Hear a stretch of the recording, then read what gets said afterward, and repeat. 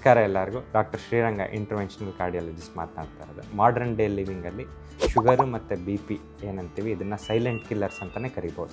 ಯಾಕೆ ಅಂತ ಅಂದರೆ ಈ ಎರಡು ಕಾಯಿಲೆಗಳಲ್ಲಿ ಸಿಮ್ಟಮ್ಸ್ ಅನ್ನೋದೇ ಇರಲ್ಲ ಪೇಷಂಟ್ಸ್ಗೆ. Most of the 80 to 90% of ದಮ್ಮಲ್ಲಿ ಯಾವುದೇ ಥರದ ಸಿಮ್ಟಮ್ಸ್ ಕಾಣಿಸಲ್ಲ.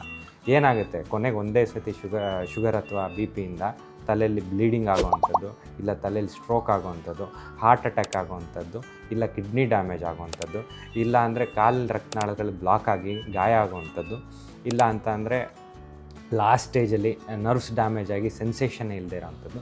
ಈ ಪರಿಸ್ಥಿತಿಯಲ್ಲಿ ಬಂದಾಗ ಕಂಪ್ಲೀಟ್ ಡ್ಯಾಮೇಜ್ ಆಗಿ it becomes very difficult for any doctor to reverse it. ಇದು ರಿವರ್ಸಬಲ್ ತೊಂದರೆಗಳಲ್ಲ.